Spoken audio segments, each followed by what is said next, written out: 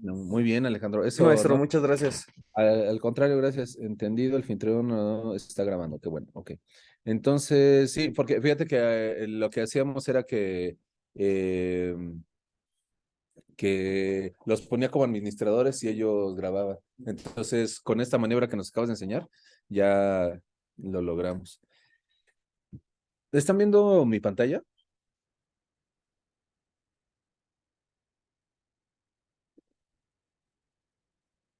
Hola,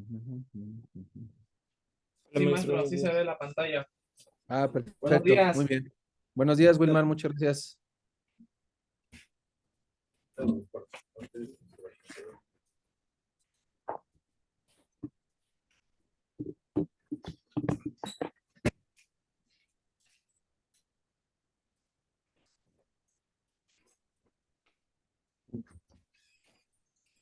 Muy bien, pues empezamos.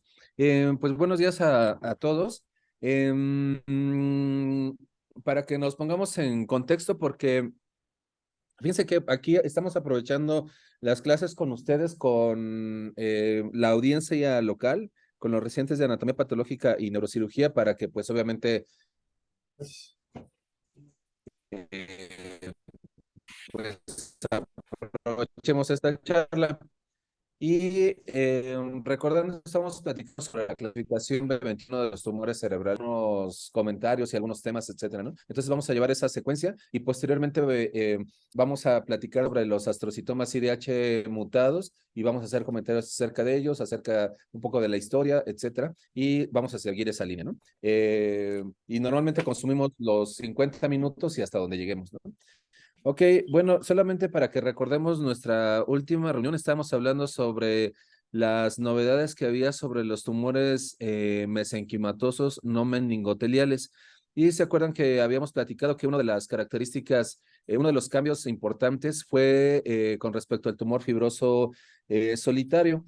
Y el tumor fibroso solitario habíamos comentado que la mayor parte de los casos, cuando los vemos clínicamente o radiológicamente, el primer diagnóstico que apostamos es de un meningioma. En realidad nunca pensamos en un tumor fibroso solitario y son neoplasias adoradas a la dura madre, como lo vemos aquí en esta resonancia. Son neoplasias generalmente bien circunscritas, adosadas a la dura madre y que tienen reforzamiento intenso, homogéneo con el medio de contraste, lo cual hace difícil el diagnóstico diferencial con respecto a un meningioma.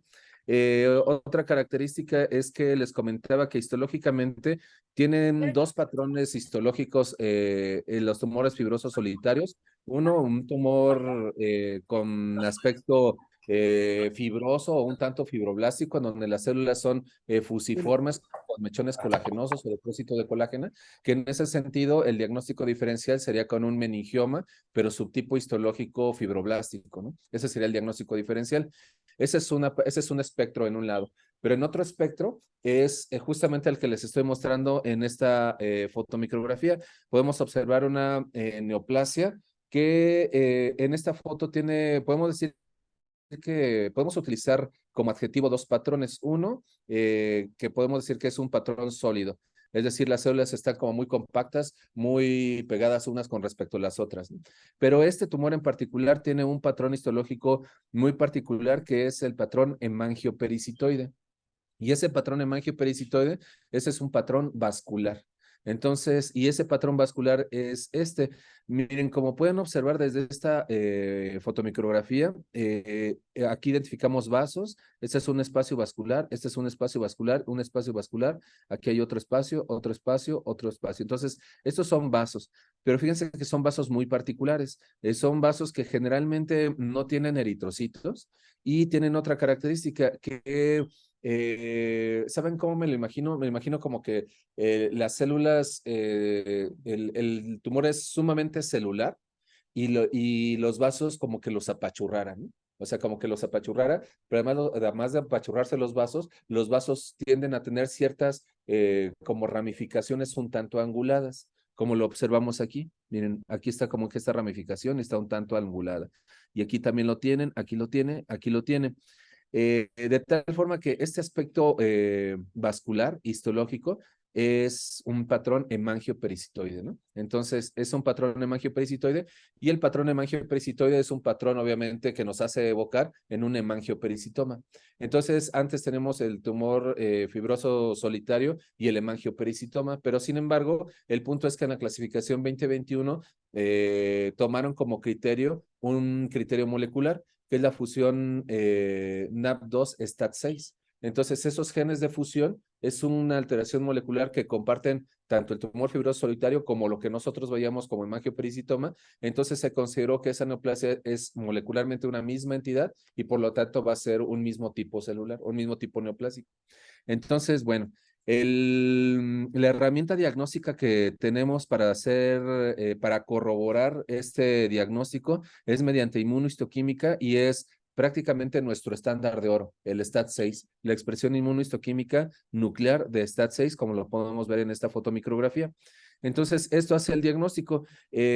Parte de la discusión que teníamos en la clase anterior era sobre la expresión de STAT6 en los meningiomas y recuerdo que Wilmar hizo algún comentario con respecto a ello sobre la probable expresión, o al menos así lo entendí, de la probable expresión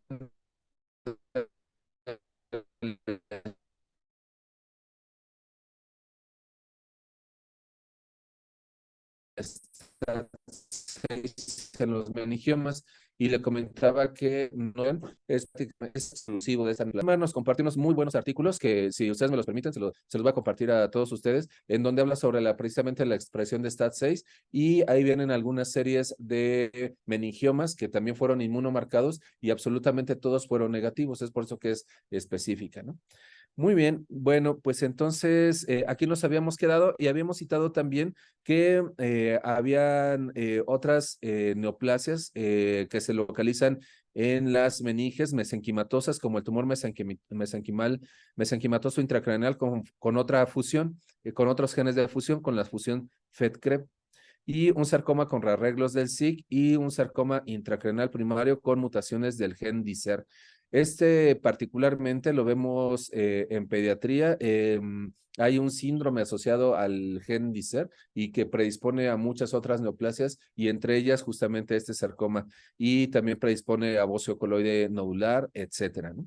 Pero bueno, estas neoplasias son neoplasias prácticamente idénticas a las que se ven en tejidos blandos. Ese es el punto, ¿no? El punto es que en las meninges podemos también tener sarcomas y es muy probable que en antaño muchos de los neoplasias que habíamos diagnosticado como meningiomas grado 3 o anaplásicos, seguramente ahora con esta reclasificación y que tenían un patrón sarcomatoso pertenezcan a este tipo de neoplasias. Son neoplasias morfológicamente muy difíciles porque lo único que podemos decir en esas neoplasias es decir, como a mí me lo enseñaron en la residencia, que la verdad no me parece tan malo, es sarcoma de alto grado o sarcoma fusocelular de alto grado. Y hasta ahí nos quedamos en mi residencia, digamos, ¿no? En la actualidad sabemos que ese sarcoma de alto grado, si tiene, por ejemplo, la fusión FET-CREB, entonces lo llamamos así, un tumor mesenquimatoso intracraneal con fusión FET-CREB.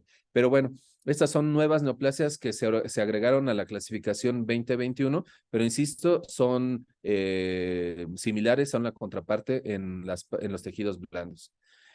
Bueno, eso es a donde nos habíamos quedado. Punto y seguido, una parte que hubo cambio también en la clasificación 2021 es que los tumores del sistema nervioso central se clasificaban con números romanos. Adelante, Flavio. Se clasificaban con números romanos, es decir, grado 1, grado 2, grado 3, grado 4. Dicho sea de paso, los tumores cerebrales tienen 4 grados nada más, grado 1, grado 2, grado 3 y grado 4. En la literatura van a encontrar gliomas de bajo grado y hacen referencia a los grado 1 y grado 2, o gliomas de alto grado y hacen referencia a los gliomas grado 3, grado 4. Esa nomenclatura la pueden encontrar en los artículos. Entonces, el cambio que hubo en la clasificación 2021 es que ahora se utilizan números arábigos.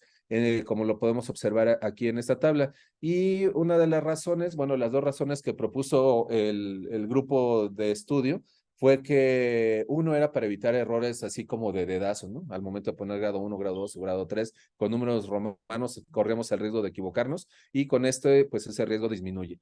Y la otra razón es para estar en concordancia con los otros tumores de los otros órganos y sistemas que también la OMS clasifica. Entonces, este es un punto, los tumores cerebrales debemos de clasificarlos con números arábigos. Y en ese sentido aquí se ponen algunos ejemplos. El astrocitoma el astrocitoma IDH mutado se divide en grado 2, grado 3 y grado 4. Noten que no existe para el astrocitoma IDH mutado grado 1. Entonces solamente hay grado 2, grado 3 y grado 4. Estas neoplasias, recordemos que han sido las que se transformaron. Antes las llamábamos como astrocitoma difuso, astrocitoma anaplásico y glioblastoma. Así lo llamábamos, ¿no? En la actualidad se dividen estos astrocitomas en IDH mutados e IDH no mutados. Y aquellos que están mutados se dividen en grado 2, grado 3 y grado 4. Y esto es algo muy importante desde el punto de vista clasificatorio porque, por ejemplo, los grado 4 tienen morfología de glioblastoma. Sin embargo, si tiene la mutación del IDH, entonces simplemente lo vamos a llamar astrocitoma IDH mutado grado 4, aunque la morfología sea de glioblastoma. Entonces, el punto es que un criterio molecular de clasificación es la mutación del IDH. Pero hay otro punto asociado en estas neoplasias, justamente de adultos. Entonces, estas neoplasias en pediatría no existen. Bueno, fui muy radical. Son de baja frecuencia, prácticamente inexistentes. Y cuando se presentan en pediatría, generalmente se presentan en la adolescencia, pero son una rareza, una verdadera rareza, ¿no? También otro ejemplo que les quiero poner aquí, bueno, se los voy citando porque pues yo creo que vale la pena hacer los comentarios. Otro es el oligodendroglioma IDH mutado, que vale la pena citar. El oligodendroglioma forma parte de su naturaleza genética, la mutación del IDH, pero tiene un agregado molecular adicional que es la codeleción 1P19Q. Entonces, este nombre completo, oligodendroglioma IDH mutado, 1P19Q codeletado, es el nombre o digamos que oficial completo, ¿no? Y siendo estrictos, deberíamos de determinar estas alteraciones moleculares para así llamarlo. Sin embargo, la verdad, la morfología del oligodendroglioma es tan particular que yo me atrevería a decir que lo podemos cuando lo diagnosticamos morfológicamente es porque inherentemente tiene estas alteraciones moleculares. Y en ese sentido, el oligodendroglioma también es grado 2 y grado 3. El glioblastoma IDH wild type, justamente ayer discutíamos ese punto, como su nombre lo dice, el estatus del gen IDH es nativo y es grado 4. Entonces, y vale la pena comentar que esta neoplasia es la única que retiene el término de glioblastoma. Hay otras neoplasias, el astrocitoma difuso con alteraciones del MIB o del MIB-L1. Estos son tumores que generalmente se presentan en pediatría. Están asociados a epilepsia de larga evolución y morfológicamente ese es el punto, que se ven como un astrocitoma difuso. En este momento del estudio de los tumores cerebrales, creo que lo que antes llamábamos astrocitoma difuso, astrocitoma anaplásico, creo que esos términos ahora en la actualidad los debemos de asumir más como patrones histológicos. Es decir, este astrocitoma que tiene alteraciones del MIB o MIB-L1 tiene un patrón histológico de astrocitoma difuso.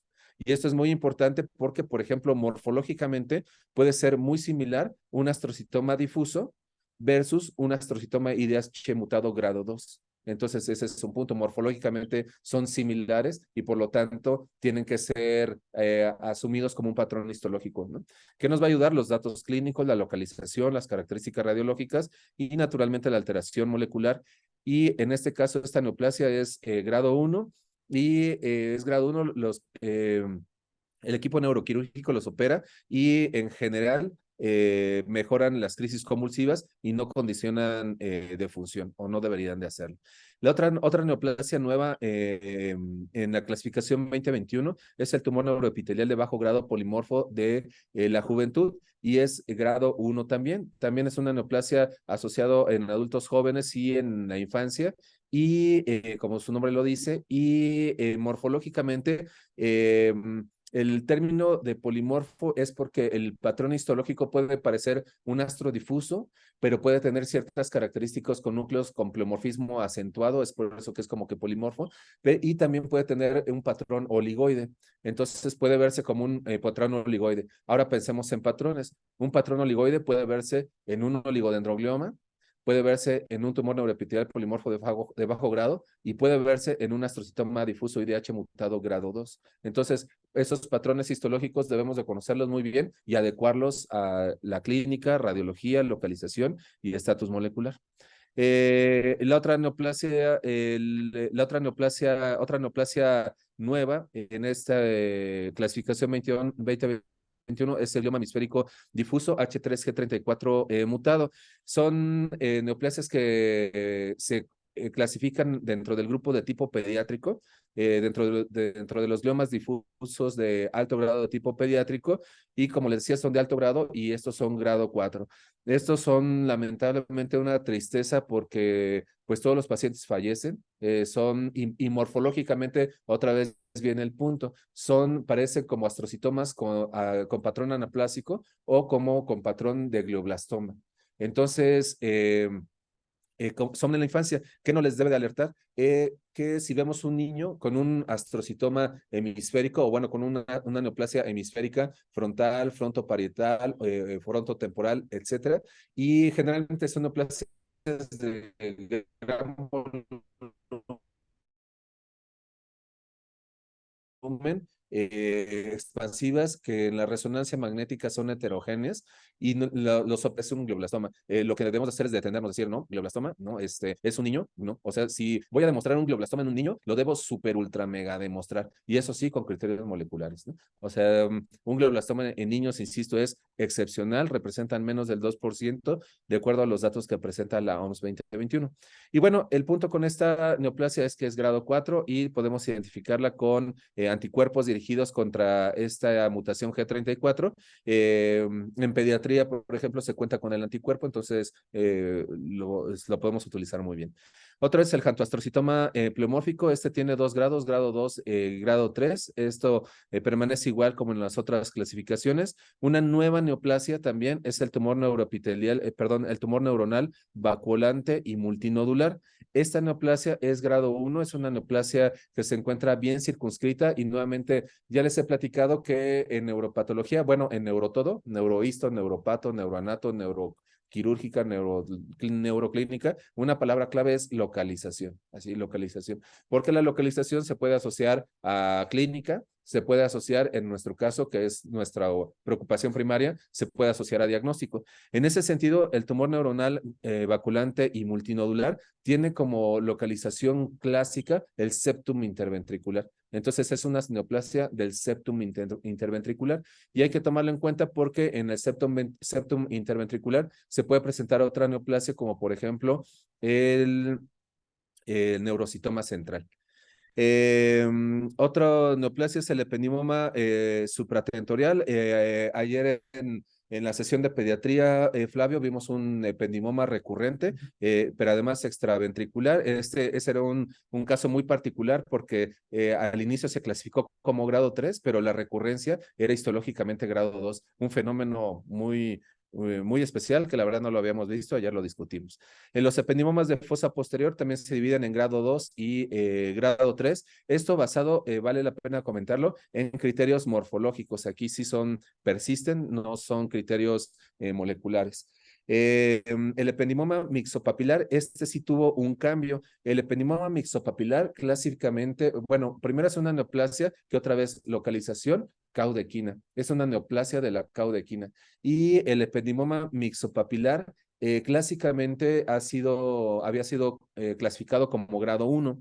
En la actualidad se clasifica grado 2 y lo cual me parece muy razonable porque son neoplasias que condicionan comorbilidades muy importantes en los pacientes y la resección quirúrgica total prácticamente no se logra, ¿no?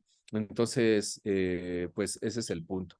Entonces se clasifica como grado 2. Recién vimos en el cubo, vimos un ependimoma mixopapilar. Y los meningiomas no han tenido cambios en cuanto a gradificación. Ustedes en esta primera semana que hemos convivido se han dado cuenta que hemos visto ya por lo menos 3 meningiomas, ¿no? Entonces, podemos decir que son neoplasias de alta incidencia, ¿no? Y bueno, estos meningiomas son grado 1, grado 2 y grado 3. Ayer tuvimos la oportunidad de revisar un grado con Víctor, un meningioma grado 2. ¿Y te acuerdas cuál fue el criterio histológico que utilizamos para gradificarlo como 2? La invasión al parénquima, exactamente, eso hay que recordarlo. La invasión parenquimatosa clasifica el meningioma como grado 3.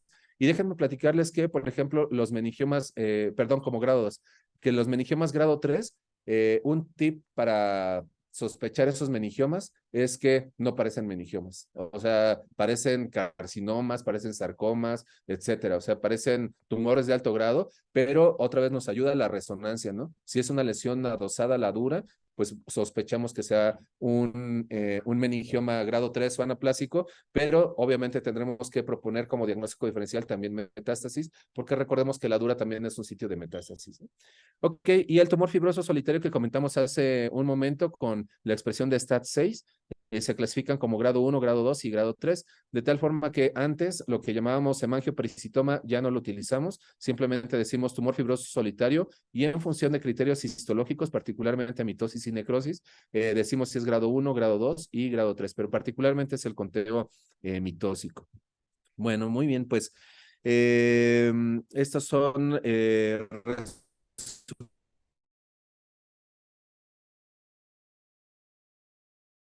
viendo esta diapositiva, utilizamos números arábigos para la clasificación. Ok, clasificación 2021 para que elaboremos nuestro reporte o nuestro informe y para que también los primeros especialistas que leen nuestro reporte son los neurocirujanos. Ellos son los primeros especialistas, ¿no? Y después los segundos especialistas son los neurooncólogos. Entonces, hacia ellos van dirigidos nuestros escritos. Bueno, nuestros reportes deben ir dirigidos para 3 personas. Bueno, 4. Primero, el paciente, siempre es lo más importante. La segunda, para otros colegas, o sea, otros colegas patólogos, para que cuando lo veamos estamos hablando el mismo lenguaje. Y el otro son para los neurocirujanos y los neurooncólogos. Y un quinto para un ministerio público. Entonces, tengan en cuenta eso, debemos ser muy cuidadosos con lo que decimos en nuestros reportes, ¿no? Muy bien, entonces el punto con respecto a la clasificación, una idea de esta clasificación es que todos hablemos el mismo lenguaje. Antes, por ejemplo, en neuropatología y en patología solíamos ser muy descriptivos. Hay veces incluso porque es un estilo que no hemos perdido. En casos en donde no logramos ser categóricos en diagnósticos, solemos ser descriptivos y decimos, vamos a dar un diagnóstico descriptivo. Y decimos, bueno, pues eso no es un tanto un diagnóstico, ¿no? Pero la idea es que aquí utilicemos una especie de patrón de reporte para que utilicemos el mismo lenguaje. Y lo que nos propone la clasificación 2021 es un reporte estratificado. ¿Qué es esto? Este es un ejemplo que nos propone la OMS. Y por ejemplo, aquí en este ejemplo que ilustra, pone primero el tipo de tejido o el órgano, en este caso cerebro, ¿no? Y después ponemos aquí distintos puntos en estratificado para que podamos integrar el diagnóstico. Entonces aquí, por ejemplo, se pone diagnóstico integrado. ¿Y qué se integra? Pues se integra la localización, el tipo histológico y en caso de que se tenga alguna característica molecular, pues lo pondremos aquí. El ejemplo que pone aquí la OMS es, por ejemplo, epenimoma supratentorial sin otra especificación. Vamos a seguir con este mismo ejemplo. En la clasificación histopatológica, en el segundo punto viene la clasificación histopatológica, es decir, ependimoma. Y después agregamos el grado. ¿Qué grado de la OMS es? Grado 3 con número arábigo, como lo dijimos. Y después, en el cuarto punto, es la información molecular. Y la información molecular, en este caso que se ilustra, es que derivado de la extracción de tejido embebido en parafina, la calidad del tejido no fue suficiente para secuenciar o el tejido no fue suficiente como no hubo tejido suficiente para complementar, por ejemplo, con estudios de FISH. ¿qué podemos analizar de este escrito? O sea, ¿qué es el mensaje que se transmite? Bueno, el primero es, por ejemplo, que aquí ellos utilizan las siglas NOS y NOS es por las siglas en inglés de Not Otherwise Specified. Entonces, sin otra especificación en español, ¿no? Entonces, sin otra especificación. ¿Y qué decimos cuando utilizamos sin otra especificación? Lo que decimos es que el patólogo no tuvo la herramienta diagnóstica. Es decir, es algo que sucede mucho en Latinoamérica, por ejemplo, inclusive en nuestro país, en México, las herramientas moleculares no las tenemos en todos los centros, ¿no? Entonces, si no las tenemos, entonces decimos ependimoma, la localización supratentorial sin otra especificación. Y ya con eso lo que le decimos al neurocirujano, al neurooncólogo es, no tengo las herramientas y lo estoy haciendo el diagnóstico solamente con H. Ahora, el punto es que eso es un diagnóstico válido, o sea, eso es completamente válido. Entonces, es por eso que la OMS lo propone. En los congresos, después de la clasificación 2021, las preguntas concretas siempre cuando salen nuevas clasificaciones viene un periodo depresivo para los que no contamos con la herramienta molecular, ¿no? De que pues no cuento con eso, ¿qué voy a hacer? Bueno, pues lo que voy a hacer es eso, utilizo NOS, ¿no? Entonces, ahora hay otro escenario para NOS. El otro escenario es, sí cuento con la herramienta molecular, o sea, tengo un secuenciador, o voy a hacer un PCR, o voy a hacer secuenciación Sanger, voy a hacer un FISH, lo que sea. Pero imaginemos que hacemos la técnica y no es exitosa. Ayer justamente en la sesión de neuroncopatopedia discutíamos que la biología molecular también tiene límites, o sea, no es perfecta, ¿no? Entonces, una técnica puede no ser exitosa. Entonces, si tenemos la herramienta, corremos la técnica, pero no es exitosa, y lo que utilizamos en este apartado, en el apartado de apartado molecular, es decir por qué fue nos, como lo está haciendo aquí este ejemplo. Ahora bien, les voy a poner un ejemplo en donde no utilicemos nos, ¿no? Imaginemos que se trata de un ependimoma supratentorial. Entonces, en el diagnóstico integrado es un ependimoma supratentorial y que tenemos la herramienta diagnóstica y que tenemos FISH, por ejemplo, ¿no? O que tenemos PCR y logramos identificar la fusión ZFTA. Entonces, si identificamos la fusión ZFTA, entonces le ponemos ependimoma supratentorial, fusión ZFTA, que ese es un subtipo de ependimoma molecular, ependimoma supratentorial, fusión ZFTA, y lo que pondríamos aquí en la información molecular es cómo llegué a esa conclusión, es decir, si hice FISH, si hice PCR, etcétera. O bien lo que nosotros utilizamos con inmunohistoquímica, que es nuestra herramienta de todos los días. Hay un concepto que van a conocer que se llaman anticuerpos subrogados. Es decir, ¿cuál es, por ejemplo, para el caso de los ependimomas fusión ZFTA, cuál sería nuestro estándar de oro para determinar la fusión ZFTA? Pues puede ser FISH o puede ser PCR, eso sería nuestro estándar de oro, ¿no? Sin embargo, no tenemos ese estándar de oro, pero tenemos herramientas diagnósticas que nos acerquen a ese estatus de fusión.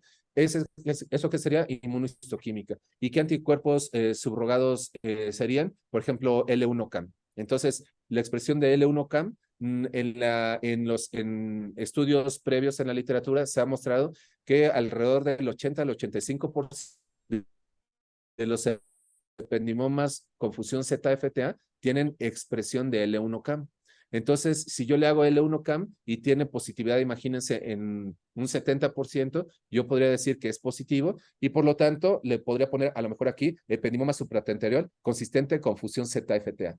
Y le pondría aquí derivado o utilizando la inmunohistoquímica con L1-CAM y la expresión en un 70% de las células neoplásicas, se propone como estatus molecular ZFTA. Entonces, esa es la manera en cómo hemos ido trabajando este diagnóstico integrado. Y después viene otra cosa que es el estilo de cada patólogo. Entonces, por ejemplo, el estilo, les voy a decir mi estilo. Yo lo que he estado haciendo actualmente es que le pongo aquí tumor del sistema nervioso central, porque considero este apartado como un apartado muy genérico para decir que está en el sistema nervioso central o ya sea intraaxial o extraaxial, etcétera. Y después pongo yo un apartado que es de localización, digo localización y les digo dónde está localizado. Y después pongo el diagnóstico, que es como el diagnóstico integrado. Ependimoma, por ejemplo, les pongo el ejemplo glioblastoma IDH mutado. Y después pongo el grado de la OMS, que en este caso que estoy ejemplificando es grado 4, y en la información molecular le pongo aquí que la herramienta que utilicé fue inmunohistoquímica y que utilicé IDH1 R132H, que es el anticuerpo que tiene la mutación, ¿no? Entonces, esa es la manera. De tal forma que, resumiendo esta diapositiva, hay que utilizar este formato de diagnóstico integrado en los tumores del sistema nervioso central. Ok, muy bien. Bueno, pues miren, un ejemplo de ello es esta neoplasia. Es esta neoplasia. Ven, esta es una resonancia magnética en corte axial de encéfalo ponderada en T2, en donde observamos esta neoplasia supratentorial hemisférica del lado derecho. Es ovoidea y como pueden apreciar tiene dos componentes, un componente sólido y un componente quístico. Este componente quístico lo infiero porque tiene una intensidad similar al líquido cefalorraquídeo. Entonces aquí hay componente quístico. Este es un patrón radiológico, dicho sea de paso, lesiones quísticas con nódulo mural. Esto no es propiamente un nódulo mural, pero tiene un componente sólido. Bueno, el punto es que se operó este paciente. Este es un caso que me compartieron de Mérida, Yucatán, la doctora Williams de Mérida, Yucatán, y en el corte histológico observamos esta fotomicrografía que corresponde a una fotomicrografía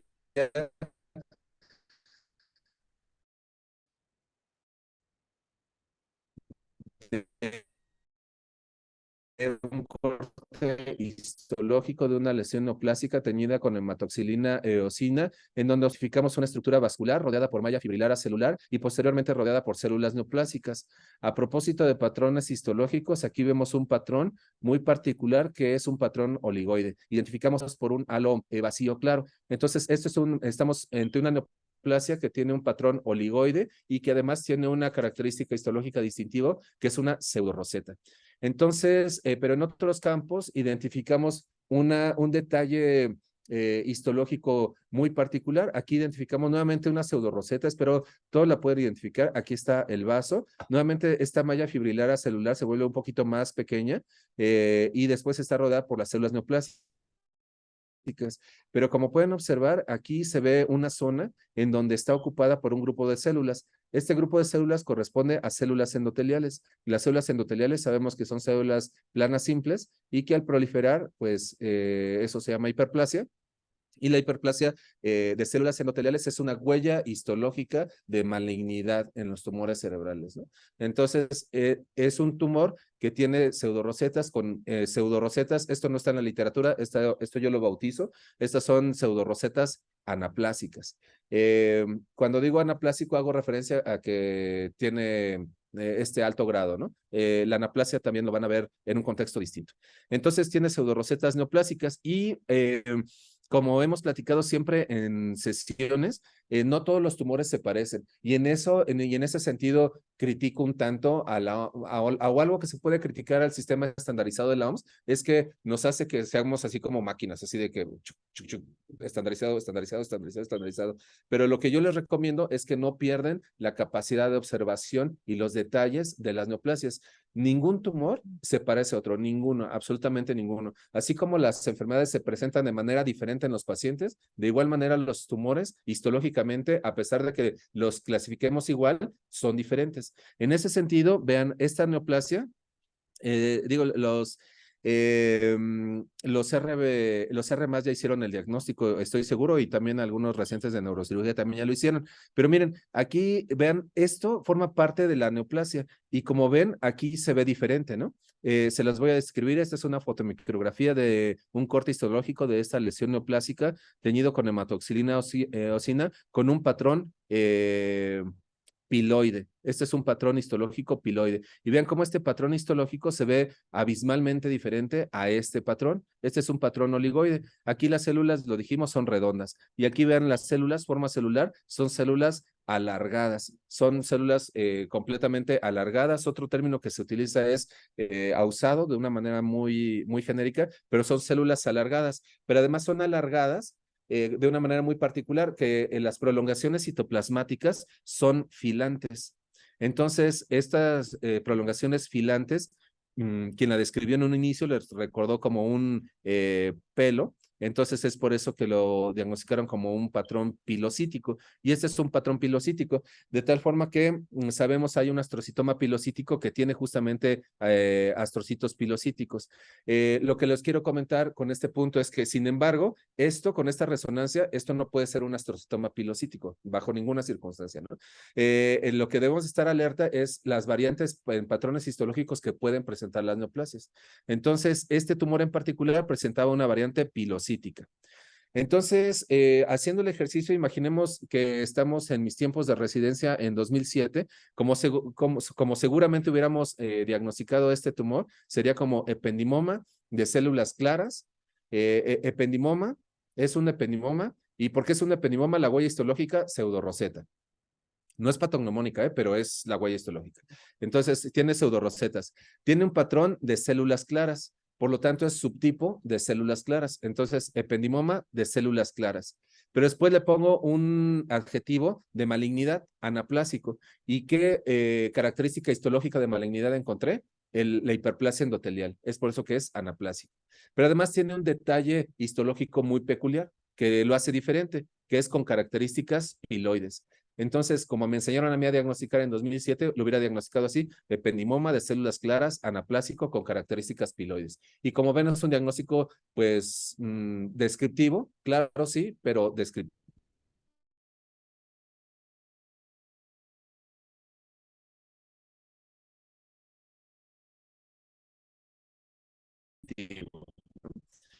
Entonces, pero era como que mi estilo. Pero si este tumor. Entonces, y tenemos nuevos criterios diagnósticos, ¿no? Entonces, ¿cómo hubiéramos diagnosticado esta misma neoplasia en 2016? Bueno, en 2016 podemos utilizar anticuerpos subrogados y utilizamos inmunohistoquímica y utilizamos ciclina D1. Y la ciclina D1, aquí como pueden observar, hay inmunomarcación, pequeño paréntesis, una cosa es inmunomarcación y otra cosa es positividad. Entonces, aquí hay inmunomarcación y hay positividad. Entonces, hay positividad para ciclina D1 con inmunomarcación en el núcleo, que eso es característico para este anticuerpo. Y este anticuerpo es un anticuerpo subrogado. Hace un momento les mencioné al L1CAM como un anticuerpo subrogado para el ependimoma. Sin embargo, la ciclina D1 también es un anticuerpo subrogado para el ependimoma. Entonces, en el ependimoma, en el 2016 se agregó la fusión RELA. Dicho sea de paso, en la actualidad es fusión ZFTA. Entonces, se identificaron genes de fusión, particularmente RELA. Y un nuevo tipo de neoplasia en 2016 fue la fusión, el ependimoma fusión RELA. Entonces, en 2016, a esta neoplasia la hubiéramos diagnosticado como ependimoma de células claras, anaplásico, persiste el término anaplásico, con fusión RELA y grado 3 de la OMS. Noten que está en números romanos, puesto que es todavía en 2016. Y ahí lo que poníamos era una nota de que utilizamos la ciclina D1 como anticuerpo subrogado, ¿no? Ok, perfecto. Pero ahora imaginemos que brincamos a esta clasificación, a las sugerencias que nos da la OMS y a esta misma neoplasia, pues entonces le tendremos que hacer el diagnóstico integrado, así como nos lo sugiere la OMS. Entonces tendremos que decir que la biopsia es de cerebro. El diagnóstico integrado es ependimoma supratentorial extraventricular. Vean, esto ya es mi estilo, porque como ven es extraventricular. Dicho sea de paso, los ependimomas supratentoriales pueden ser intraventriculares o extraventriculares. Y tiene fusión ZFTA. Noten que ya la fusión tiene un nombre distinto, es ZFTA, pero los genes de fusión son los mismos. Lo único que cambió fue la nomenclatura. Y en cuanto a la clasificación histopatológica, ependimoma, subtipo células claras. Esto sigue siendo mi estilo, porque la OMS en la actualidad nos dice, ya no me importa subtipo histológico, ya no me importa que seas de células claras o que sea papilar, que sea tanicítico, me da igual. La OMS nos dice, ya no es necesario que lo digas, pero yo sigo aferrado a la morfología, me parece muy importante, porque además sí hay algunos artículos en donde el subtipo células claras se ha asociado a un comportamiento a mayor recidiva, por ejemplo, ¿no? Entonces, ependimoma subtipo células claras. Grado de la OMS 3, noten que es número arábigo, y en la información molecular es que le puse la expresión inmunistoquímica de ciclina de 1, sugiere presencia de fusión ZFTA, que es la manera en que yo asumí que es ZFTA, ¿no? Entonces, esa es la manera en que ha evolucionado, este es un ejemplo de cómo ha evolucionado la manera en que diagnosticamos. Y bueno, el punto ahorita con respecto a este ejemplo es para que hablemos el mismo lenguaje y lo podamos transmitir con todos, ¿no? Tanto neuroquirúrgico, patos y neurooncólogos. Ok, perfecto. Punto y aparte. Otro punto con respecto a la clasificación 2021 es que se agregaron 22 nuevos neoplasias, 22 nuevos tipos de neoplasias. Y vale la pena comentar que estos neoplasias se llaman así tipos. Ustedes van a leer en la literatura histopatológica que utilizamos mucho el término entidades, tipos. Y en la OMS se utilizaba mucho nuevas entidades, en los congresos así se presentaban. Se llegó al consenso de que ya no se iba a utilizar la palabra entidad, sino que íbamos a utilizar la palabra tipos. Para estas nuevas entidades íbamos a decir tipos. Entonces es por eso que se citan como nuevos tipos de neoplasias. Y están todas estas neoplasias.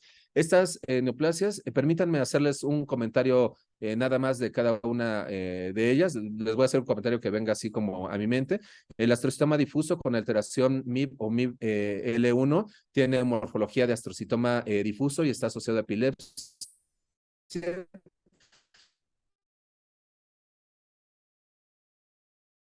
El tumor neuroepitelial de bajo grado polimorfo de la juventud generalmente está en el de bajo grado difuso con alteración neoplasias de tipo pediátrico con morfología de bajo grado. Pequeño paréntesis, tanto el MIP1 desde un punto de vista estricto molecular, así estricto, cuando lo lean, se van a dar cuenta que las alteraciones del MIP y también el tumor neuroepitelial bajo grado polimorfo tiene algunas alteraciones moleculares que conllevan alteraciones de la mapsinasa. Entonces, en mi opinión, este término hay que tomarlo con cierta precaución porque todos los 4 nuevos tipos de neoplasias en pediatría de bajo grado, todos tienen alteraciones de la mapsinasa, todos de una u otra manera.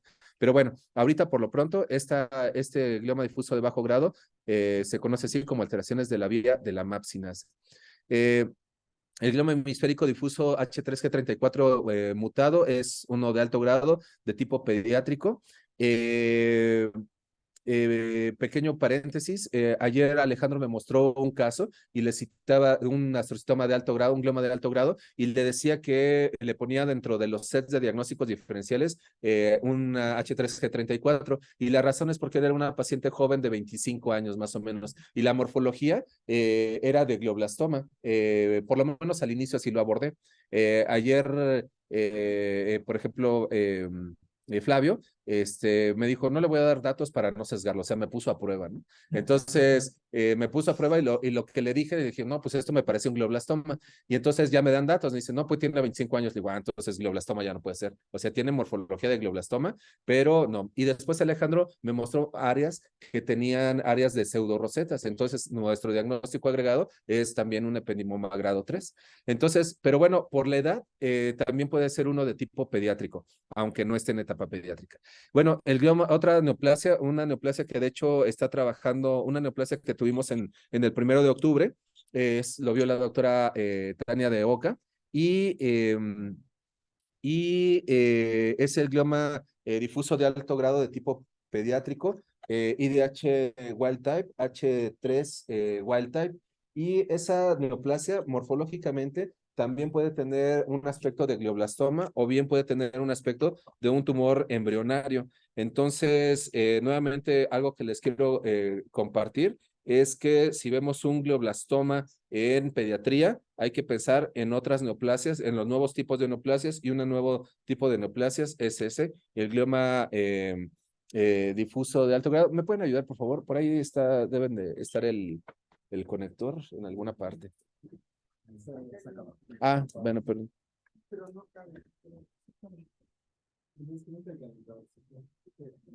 Acá lo conectamos. Donde gusten. Bueno, perdón, es que se nos está acabando la pila, pero ya lo estamos conectando. Bueno, después continuando, y ese caso que vio la doctora Tania de Oca, que lo trabajó y lo está trabajando, pues morfológicamente era de alto grado, o sea, inclusive lo metió a cirugía, pues de urgencia, ¿no? Otro es el glioma hemisférico de tipo pediátrico, de tipo infantil. Estas neoplasias son neoplasias que pienso que varias de ellas van a ser congénitas porque se presentan en menores de 4 años.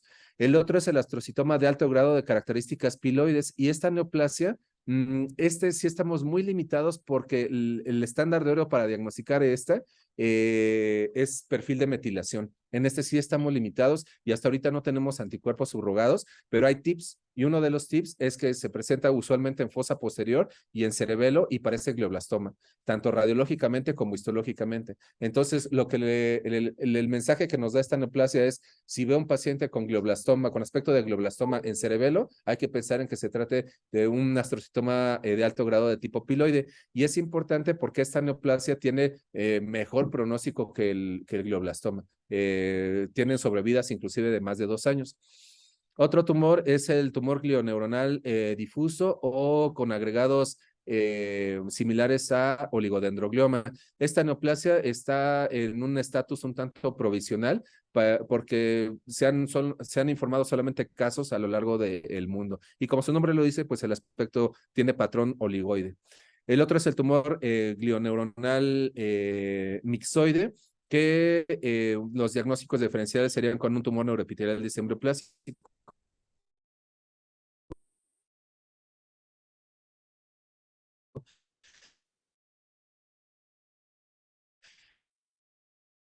El otro es el tumor neuronal vacuolante y multinodular, que les decía se asocia al septum interagregado. Antes, en 2016 o en la actualidad, se agregó la fusión YAP1. Ya se conocía desde antes esta fusión, pero simplemente en esta 2021 se decidió agregarlo. El ependimoma de fosa posterior se divide en 2 grupos, en grupo A y grupo B. Esta subdivisión molecular ya existía desde 2014, 2016 ya existía, pero es en 2021 que se consideran como nuevos tipos de neoplasias por las características moleculares. Ahora, los ependimomas de fosa posterior, por supuesto, han existido toda la vida, ¿no? O sea, digamos que en ese sentido siempre han existido. La otra nueva neoplasia es en la médula espinal y es el ependimoma con amplificación del NMIC, y esta es una neoplasia que morfológicamente parece como anaplasia, con muchas características anaplásicas. ¿Haz de cuenta el caso que me enseñaste ayer, Alejandro? Si lo viéramos en la médula espinal, pensaríamos con esta amplificación en NMIC. El otro es el tumor neuroepitelial cribiforme. Esta es una neoplasia también provisional. Lo de cribiforme es un patrón histológico. Las cribas, el ejemplo que siempre viene a mi mente es la regadera, ¿no? O sea, una regadera, bueno, pues, ya ven la regadera que pues tiene orificio, ¿no? Es decir, está cribado. Entonces, hay muchos patrones histológicos que forman así unas especies de cribas que son en realidad luces, y es un patrón histológico. El otro neoplasia es el neuroblastoma del sistema nervioso central con activación del FOXR2, y aquí lo que se ve es un tumor embrionario. El tumor del sistema nervioso embrionario con duplicación interna del BCOR. Este es un nuevo tipo molecular. El tumor mixoide desmoplásico de la región pineal con mutación del SMARCB1. El punto es que está en la región pineal, es mixoide, y molecularmente tiene esta mutación que vale la pena recordarlo, que la comparte con otras neoplasias como por ejemplo el tumor rhabdoide teratoide atípico. El tumor mesenquimatoso intracraneal con fusión FET-CREB que les citaba hace un momento, también se agregó como un nuevo tipo, así como el sarcoma con arreglos del SIC y el sarcoma intracraneal primario con mutaciones del DICER1. Vuelvo a repetir el comentario, recordemos que hay síndromes DICER. Y una nueva neoplasia es el blastoma pituitario. Es decir, es un tumor embrionario de la glándula hipófisis. Entonces, estos son los nuevos tipos de neoplasias. ¿Cuáles son? ¿Qué vale la pena? Obviamente conocerlas, etcétera, y más en este centro y en neuro, porque nos enfrentamos a muchos retos y nosotros sí tenemos probabilidades de ver este tipo de neoplasias. Nosotros sí, me refiero como centro de concentración. Ok, perfecto. Y miren, aquí hay un ejemplo de este tumor glioneuronal mixoide. Noten que también está asociado al septum interventricular y vean un patrón. El patrón mixoide, cuando hablamos de un patrón mixoide, siendo así estrictos, debería de tener matriz extracelular hialina y un patrón vascular en red de gallinero. Eso es como lo que originalmente se definió como mixoide.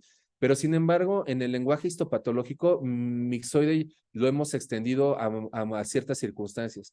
Por ejemplo, en la matriz extracelular, como ustedes saben, pueden haber proteínas o glucoproteínas. Y esa matriz mixoide, pequeño paréntesis histológico, hay proteínas y la proteína de la matriz extracelular más abundante es la colágena. Pero también hay glucoproteínas, proteoglucanos, por ejemplo, ¿no? Como el heparansulfato, queratansulfato, etcétera. Cuando hay mucha colágena, vemos mucha eosinofilia y vemos un aspecto fibroso. Pero sin embargo, cuando hay más proteoglucanos, la afinidad tintorial de esa matriz extracelular se vuelve basófila y pálida.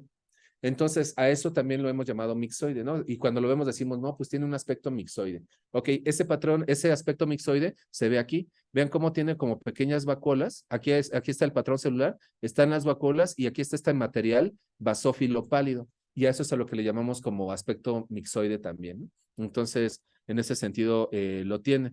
Aquí está este tumor neuronal multinodular vacuolante. Estas vacuolas, fíjense cómo son neoplasias ahí un tanto pálidas. En neuropatología, si esta zona la podemos describir como zonas rarefactas. Aquí vemos eosinofilia y aquí vemos zonas pálidas. Cuando lo vemos a menor aumento, decimos, no, pues tiene una zona de rarefactores. ¿Por qué está rarefacto? ¿No? Porque está pálido. Y en este caso está pálido porque hay proliferación neoplásica con patrón nodular. Miren, nódulo, nódulo y nodular. Entonces, tumor neuronal vacuolante multinodular y aquí se identifica la infiltración a la corteza de algunas de estas células.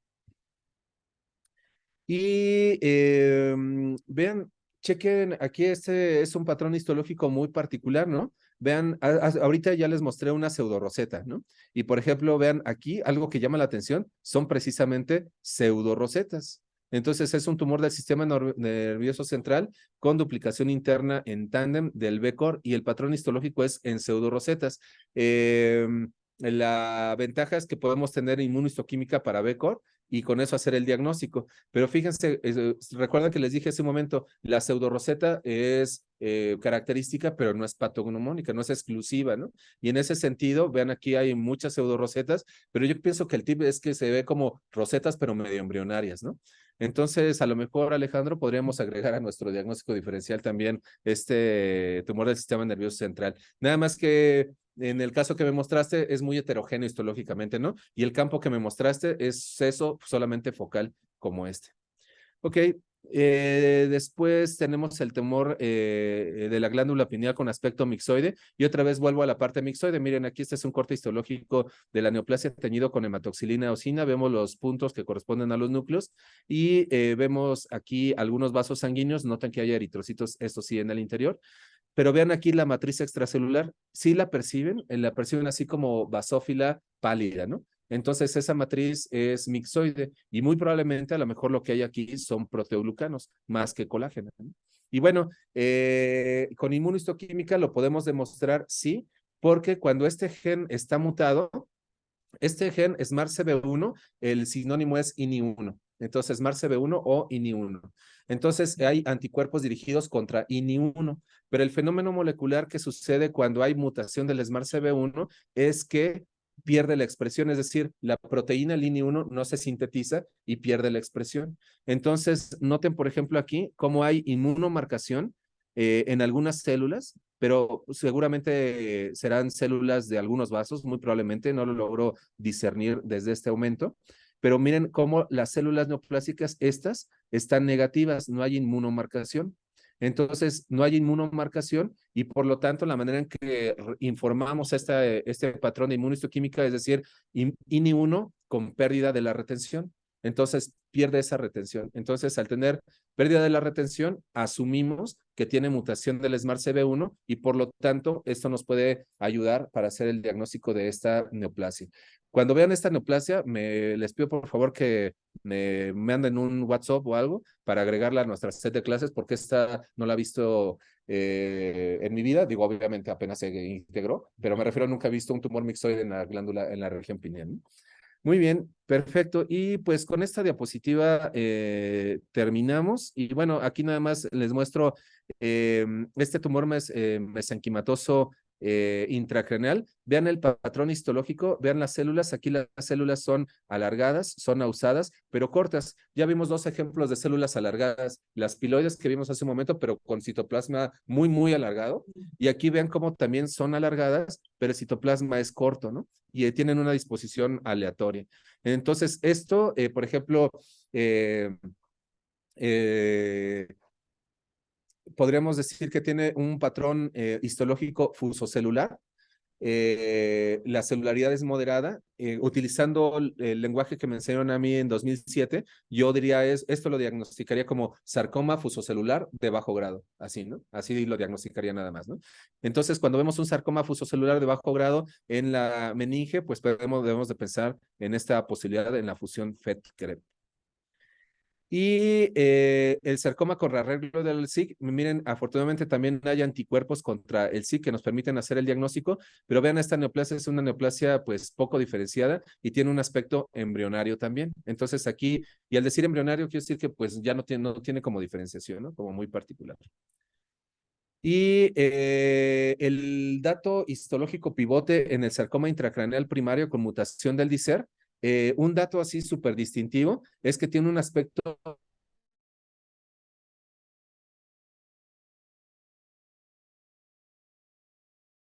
rhabdoide y vean, las células rhabdoides son como, por ejemplo, como estas. Rhabdoide, que está generando músculo estriado. Entonces, esta es una célula rhabdoide. Hay dos formas de células rhabdoides. Esta es una, en donde son citoplasmas ovoideas con citoplasma amplio, el núcleo rechazado hacia la periferia, pero con el citoplasma eosinófilo intenso. Pero les decía que este tumor tiene un detalle morfológico particular, que son estas estructuras ovales eosinófilas, que son gránulos eosinófilos. Entonces, si vemos una neoplasia rhabdoide y obviamente eso es alto grado, pero además que tiene gránulos oseosinófilos, debemos de pensar que probablemente se trate de un sarcoma intracraneal primario con mutación del DICER1. Esto lo vemos más en pediatría, ¿no? No es como un tumor de adultos. Muy bien, y pues con esto terminamos. Finalmente aquí está el blastema. Vean, aquí se identifica un patrón histológico muy particular a manera de glándulas. ¿Sí lo ubican? Miren, aquí hay como que las células se forman una luz y al formar estructuras luminales generalmente pensamos en diferenciación glandular. Y pues bueno, esta es una inmunohistoquímica que no recuerdo el anticuerpo, pero seguramente es una proliferación neoplásica con cierta diferenciación hormonal, probablemente será a lo mejor FSH o gonadotropina o hormona de crecimiento, etcétera, ¿no? Pero el punto es que se ve una neoplasia embrionaria con diferenciación glandular, sí, pero con un patrón embrionario. Muy bien. Bueno, pues con esto terminamos. Pues Tania, Wilmar, todos los demás allá en el 1 de octubre. Perdón, me extendí 7 minutos de más, ustedes disculparán. Eh, pues muchas gracias. No sé si quieren hacer algún comentario. Hola, doctor, muchas gracias. Hola, Tania, de nada, a la orden. Por aquí habían unas dudas, David. Hola, maestro, ¿cómo Sí. está? No, lo que pasa es que tenemos un paciente que me parece que sí envió sus más allá con usted. Es un paciente Ajá, que en la resonancia magnética ajá, se veía hacia la fosa posterior, pero era sí, una neoplasia difusa que en T1 ok, contrastado no realzaba. y que estaba desde el temporal hasta la porción del, sí, ya casi para la fosa posterior, y estaba en el occipital, y tenía una lesión así como medio sólida en la porción, en la región occipital. Ah, Estábamos ok. pensando que, según lo que ahorita veíamos en la clase, que no nos, bueno, por lo menos no lo habíamos pensado, era que podía ser ese astrocitoma de alto grado, que comentaba que igual es como un nuevo Con tipo, características piloides. con características Aunque, pues por piloides, la edad. Ajá. aunque, pues, sí, porque es un paciente de 68 años. 68 años. Ok, ok. Sí, sí, sí. Sí, lo que comenta Tania es muy cierto. O sea, obviamente la edad no estaría como que fuera de la principal incidencia de esta neoplasia, pero sin embargo, en varios tumores los espectros son muy amplios, o sea que siempre nos llevamos sorpresas. Y bueno, pues tenerlo en consideración como un diagnóstico diferencial creo que vale la pena. Y pues tengo varios como casitos con ustedes. Les va a llegar a pues ya estamos ahí discutiendo como un hemangioblastoma, meningioma, etcétera, que tenemos por ahí. Tenemos también por ahí un glioblastoma IDH wild type que ya les va a llegar el reporte en poco tiempo. Y ese caso no recuerdo que me hayan contactado, pero en caso de que lo identifique, se los comparto con mucho gusto. Es un dos. Pero Ok, sí, maestro. maestro, muchas gracias. Muchas gracias, maestro. Al contrario, Wilmer, muchas gracias. Que estén bien, que tengan buen día y nos conectamos el siguiente jueves. Maestro, el siguiente jueves continuamos con... Pues mira, Wilmar, como ves, estamos, fíjate que llevo 3 clases con la clasificación 2021. Pues ya estamos casi por terminar los comentarios de esta clasificación. Terminamos y lo que sigue, de acuerdo a lo que me propuso Tania, es que habláramos de las astrocitomas IDH mutados. Entonces, me gustaría hacerles unos comentarios con respecto al IDH, mostrarles algunos de los ejemplos que ya hemos trabajado y hacer una pequeña revisión con respecto a esta neoplasia. Ok, maestro. Ya pues cuando termine el caso que está revisando el probable mangio, podemos Ajá. también hacer la presentación del caso. ¿Se acuerda que teníamos uno de allá de siglo de fosa posterior y podemos complementarlo con el que tenemos porque el de acá fue Sí, supratentorial? Ah, sí, sí, yo cuando exacto, Wilmar. Ahorita por lo pronto, los familiares me solicitaron el reporte y lo diagnostiqué por lo pronto, así como ¿cómo qué? consistente con el mangioblastoma, pero te digo que les voy a complementar con la inmuno. Estoy tranquilo en el centro porque pues ya no vaya a ser un meningioma microquístico angiomatoso, que ya no, este subtipo ya nos ha dado sorpresas. Sí, maestro. Está bueno, pues. Perfecto, pues así lo hacemos. Que tengan muy buen día. Dale, gracias, maestro. Saludos. Adiós, adiós, Wilmar. Adiós, Tania. Adiós a todos. Muy bien.